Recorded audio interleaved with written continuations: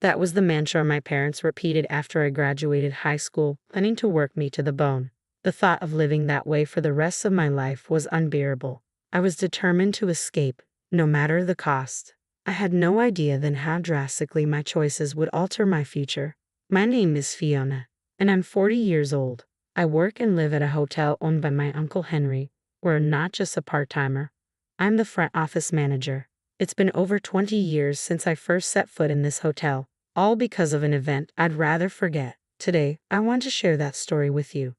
I grew up in a typical rural town.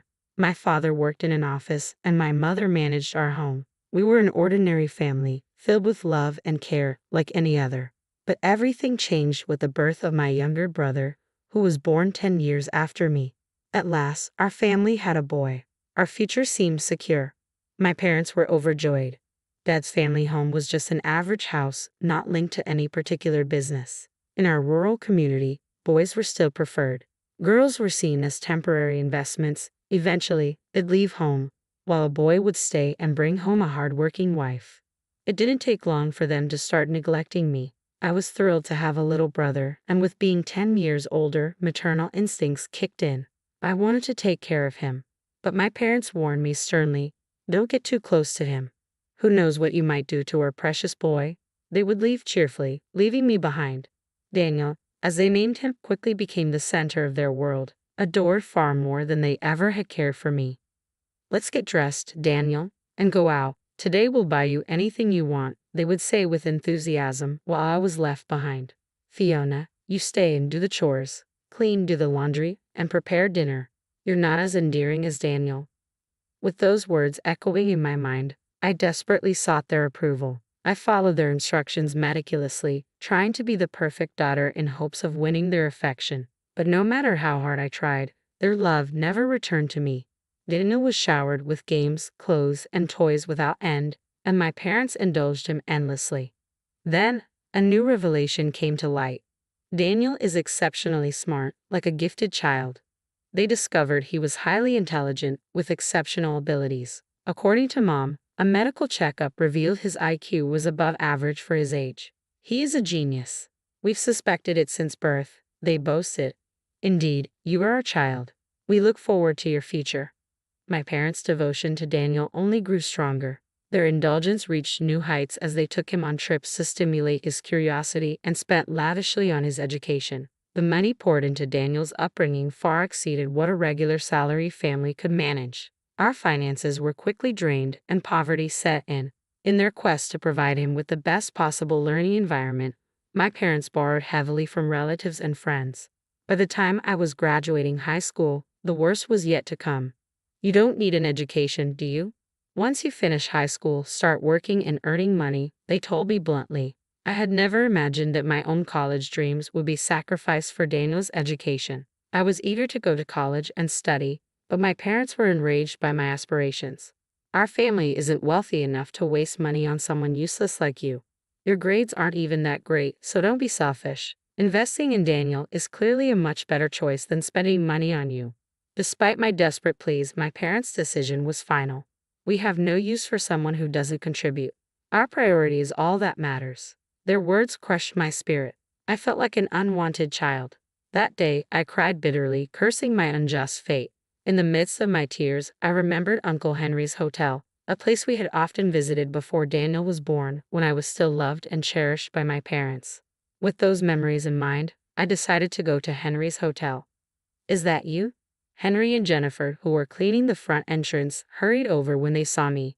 Overwhelmed by relief and shame, I broke down in tears. They listened patiently as I recounted my story. After I had finished, Henry said, "I'm sorry you've had such a hard time, Fiona. Why don't you come work here? We're always short on staff. If you don't want to stay at home, you can work with us." Henry smiled and immediately contacted my parents. "I'll take care of Fiona from now on. You can do as you wish with her." "Fine, use her however you want. Just make sure to send us the money," they responded. "Understood, but as an apprentice to earn $600, that's the most I can offer." $600? That's far too low. "Look, I'm not doing this as a favor. I'm hiring someone with no experience. She'll be living and working here, so we'll cover her board and lodging. After those deductions, $600 is fair. It's not charity. Henry's tone was firmer than usual. I worried I might be entering a difficult situation. Was his reassuring smile merely a facade? Despite my hopes that my parents would object to the terms, they agreed. Fine.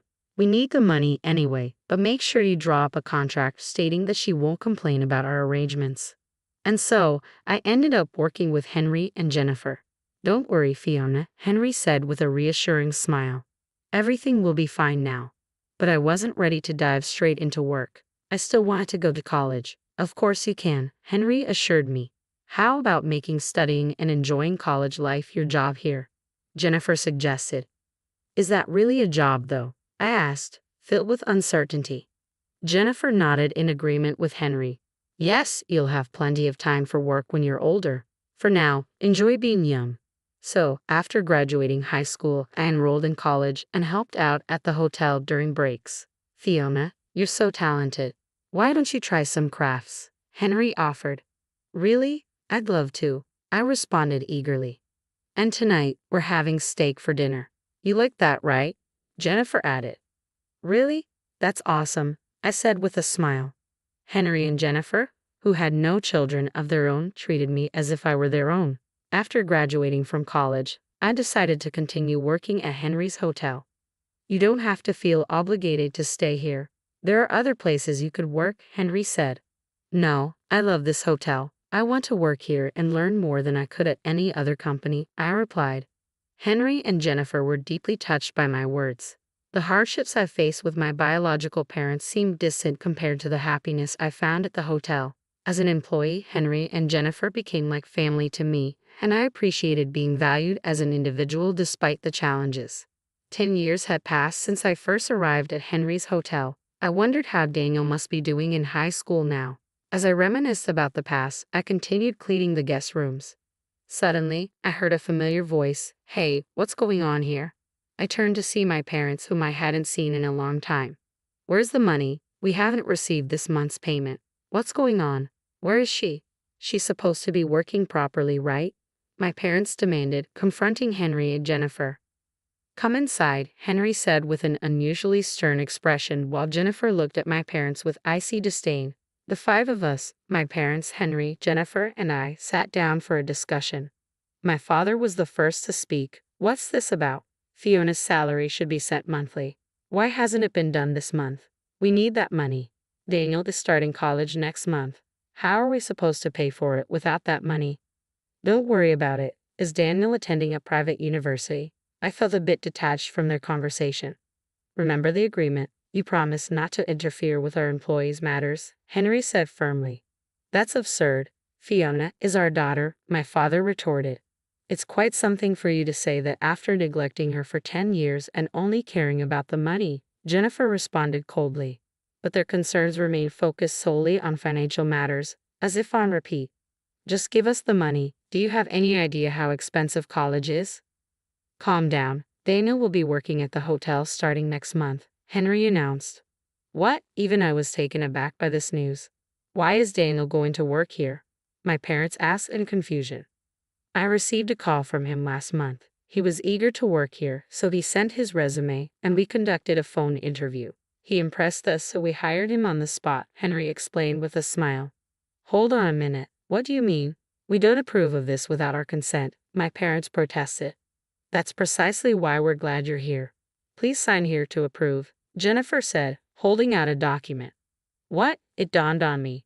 Henry and Jennifer had anticipated that my parents wouldn't come unless it seemed like their own idea, so they had manipulated the situation to ensure their presence. Initially, the money was sent to you at Fiona's request to prevent Daniel from facing hardship. But now that Daniel is willing to work here, there's no need for those payments anymore. That's why we stopped the transfers, Henry explained. I had no knowledge of this arrangement, as I had left all financial matters related to sending money in Henry and Jennifer's hands. I won't accept this. Daniel is exceptional. He's not like those who are useless without a college degree, Dad exclaimed, pointing at me. Not attending college? What are you talking about? Fiona graduated from a state university, Jennifer said. A state university? When did you? I began to explain, I've already graduated and am working here at the hotel. What? I was speaking to my parents for the first time in nearly a decade when another guest entered. I'm living here from today, Daniel announced, clad in his hotel uniform. Daniel. Mom covered her face in disbelief. Daniel, you look great. Is the uniform fitting well? It's fine. I look forward to working with you, Daniel replied, bowing to Jennifer. Mom tearfully confronted Daniel. Daniel, you're a smart boy. You shouldn't be doing this kind of hospitality work meant for anyone. You're destined for more dignified work. I'm not smart. I had poor grades in high school, according to Dad and Mom. Doesn't that make me useless? No, we never meant that. You used those words to keep Fiona from going to college. Then I surely don't deserve to go, right? But nowadays, not going to college is considered embarrassing. As parents, you've embarrassed your own daughter by preventing her from pursuing her education. How does that reflect on you? We believed in your potential and invested heavily in you. That was never my request, Daniel replied. Each of my parents' words was swiftly turned back on them by Daniel's sharp wit. He's too quick, I thought, his responses more adept than a seasoned comedian. As my parents stood speechless, Henry added, You see, the kids have grown far beyond what you imagined. Mom countered, But what about the 18 years we spent raising him? Look at everything we've done for him. Daniel shot back, The same could be said for Fiona. Consider how much she suffered because of your selfishness. Bravo, I thought, grateful to Daniel for articulating everything I wanted to say. I couldn't have expressed it so effectively myself.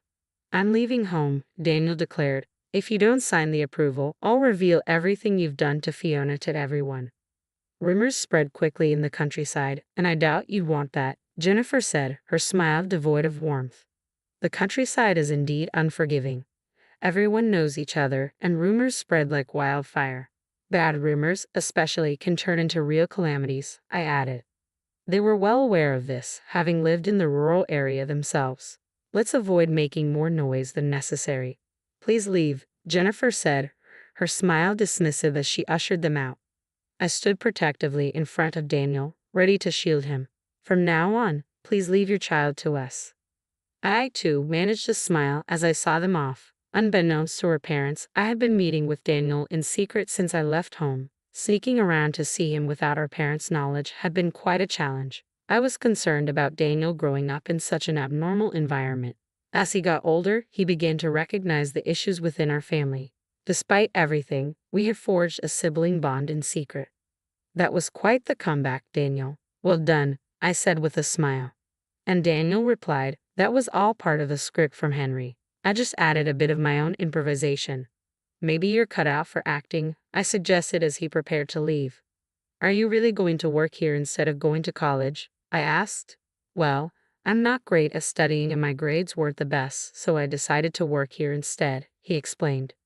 Do you have a specific goal? What do you want to do, Daniel? I want to become a chef. That's why I asked Henry to hire me so I could learn cooking here.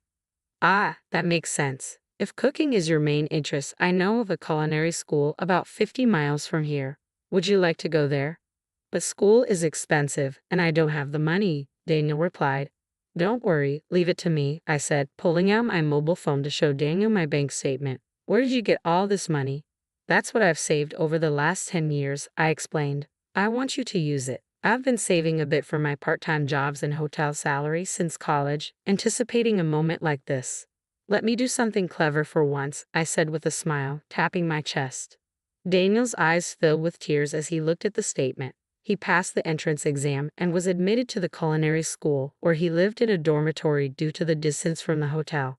After graduating, we traveled together, sampling dishes at various restaurants. Now, he's the chef and owner of a restaurant specializing in creative cuisine. He's truly the talented Daniel I always knew, excelling not just in cooking but also in business management and consulting. He seems to relish the daily challenges of his work and occasionally returns to the hotel to discuss cooking and new business strategies with Henry and Jennifer.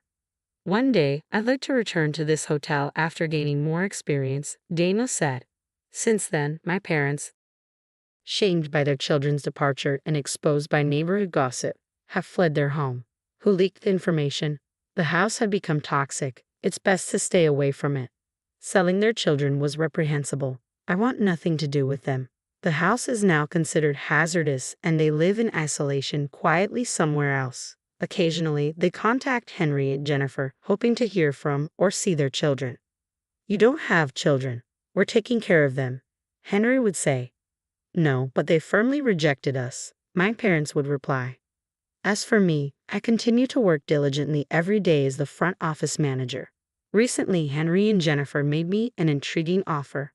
"How about eventually taking over the hotel?" Henry proposed. "We know it's a demanding job, but we believe Fiona can handle it." "Hotel manager?" Jennifer asked, visibly aged and clearly looking forward to retiring and enjoying the rest of their lives. "I understand. I'll do my best to repay your kindness," I replied without hesitation. "I'll need to stay calm and composed, considering I'll be the hotel manager one day. It's been a challenging journey, but now each day feels fulfilling. I used to live carefully to avoid upsetting my parents, but now I'm here, instructing employees to greet customers with enthusiasm and cheer. Life is truly unpredictable. Whenever I see you, you always look so vibrant and full of energy. What's your secret?" customers sometimes ask. To this, I always reply, "Perhaps it's about living each day with dedication."